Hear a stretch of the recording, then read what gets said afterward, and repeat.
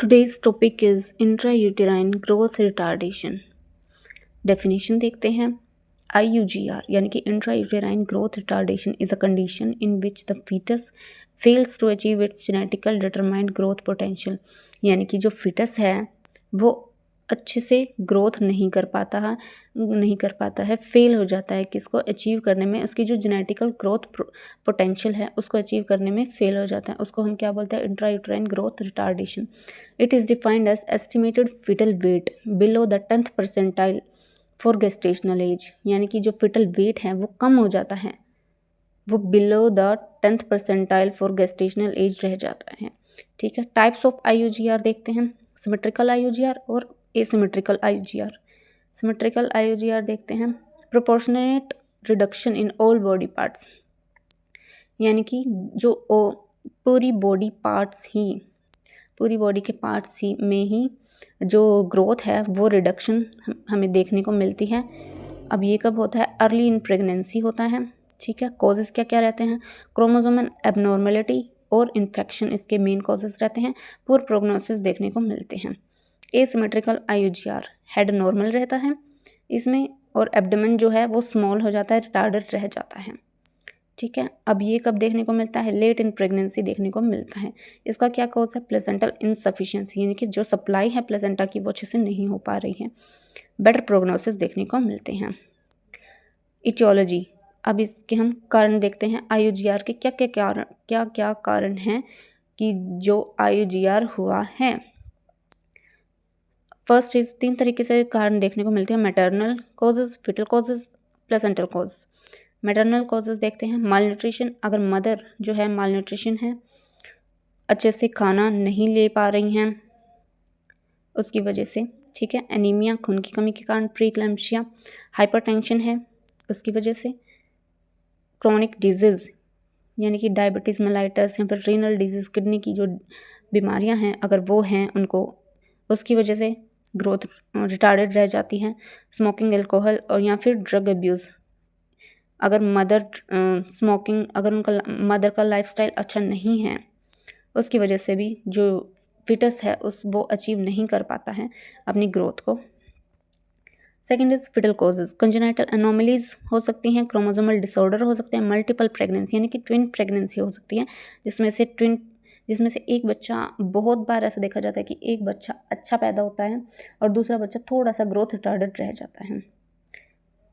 And other causes infection, torch infection यानी कि जो मदर से फिटस को जाते हैं वो infection. And third causes placental causes. Placental insufficiency, supply अच्छे से नहीं हो रही है प्लेसेंटा की. प्लेसेंटा प्रीविया इज जो लोअर सेगमेंट में जो हमारा प्लेसेंटा है वो अटैच हो जाता है यूट्रस के लोअर सेगमेंट में, उसको प्लेसेंटा प्रीविया बोलते हैं. प्लेसेंटा अब्रप्शियो इसका मेन कॉज है. अब देखते हैं हम इसके risk factors. Risk factors is teenage pregnancy, low socio economic status, poor antenatal care, history of IUGR. Clinical features यानी कि साइन एंड सिम्टम्स हम देखते हैं. इसमें क्या क्या देखने को मिलेगा? मैटरनल देखते हैं. जो फंडल हाइट है, अगर ग्रोथ रिटार्डेड होगी, सिंपल सी बात है फंडल हाइट भी कम ही रहेगी, less than the gestational age.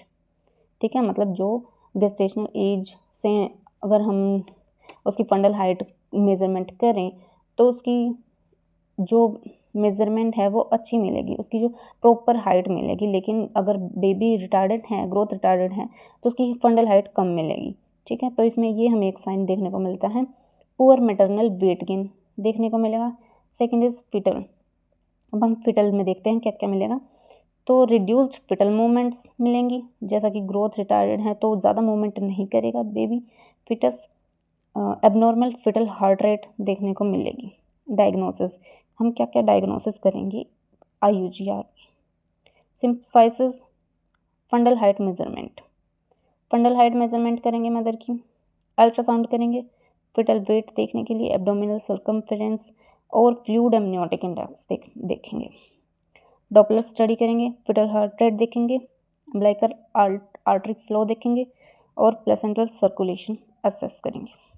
अब इसमें कॉम्प्लिकेशन क्या क्या हो सकते हैं IUGR के. वो देखेंगे। फीटल कॉम्प्लिकेशंस हैं, बर्थ एस्फेक्सिया देखने को मिलेगा, हाइपोग्लाइसीमिया देखने को मिलेगा, हाइपोथर्मिया देखने को मिलेगा, स्टिल बर्थ भी देखने को हमें मिल सकता है। मदर कॉम्प्लिकेशंस देखेंगे, increase risk of C section, यानी कि जो सिजेरियन सेक्शन है वो हाई रिस्क में चला जाता है। अब हम इसकी देखेंगे मैनेजमेंट में क्या क्या है। एंटीनेटल केयर, इसकी मैनेजमेंट कैसे कैसे करेंगे। एंटीनेटल केयर प्रोवाइड करके, एंटीनेटल केयर में क्या क्या है, एडिक्वेट न्यूट्रिशन प्रोवाइड करेंगे, ट्रीट एनीमिया या फिर हाइपरटेंशन है उसको ट्रीट करेंगे, बेड रेस्ट प्रोवाइड करेंगे, बेसिकली लेफ्ट लेटरल पोजीशन ही प्रोवाइड करेंगे, रेगुलर फीटल मॉनिटरिंग करते रहेंगे, रेगुलर एंटीनेटल चेकअप्स उनको प्रोवाइड करेंगे, उनको एडवाइस करेंगे कि आप चेकअप्स लीजिए और मॉनिटरिंग करेंगे। देखिए कैसे कैसे मॉनिटरिंग होगी, सीरियल अल्ट्रासाउंड, फीटल मूवमेंट्स और डॉपलर मॉनिटरिंग, जो कि पीछे बता चुकी हूँ मैं। डॉपलर मॉनिटरिंग करेंगे, फीटल मूवमेंट्स चेक करेंगे डायग्नोसिस में ही। नर्सिंग मैनेजमेंट देखिए अब क्या क्या हमें नर्सिंग मैनेजमेंट करनी है। मॉनिटर वाइटल साइन करेंगे, ठीक है, असेस फीटल मूवमेंट करेंगे और प्रोवाइड न्यूट्रिशनल काउंसलिंग करेंगे और जो डेंजर साइन है वो मदर को बताएंगे, उनकी फैमिली को बताएंगे, इमोशनल सपोर्ट प्रोवाइड करेंगे, साइकोलॉजिकल सपोर्ट प्रोवाइड करेंगे, prepare for possible pre term delivery. अगर ऐसी कोई बात है कि IUGR है और तो हमें उनको बता देना पहले कि प्री टर्म डिलीवरी भी हो सकती है, तो आप अपने दिमाग को तैयार रखिए, ठीक है। और के साथ साथ हम एडवाइस करना है कि अल्कोहल स्मोक वगैरह से दूर रहे, एक अच्छा हेल्दी लाइफस्टाइल अपनाए, ठीक है, और अच्छी आदतें अडॉप्ट करें। Thank you for watching and this is our complete intrauterine growth retardation. Thank you.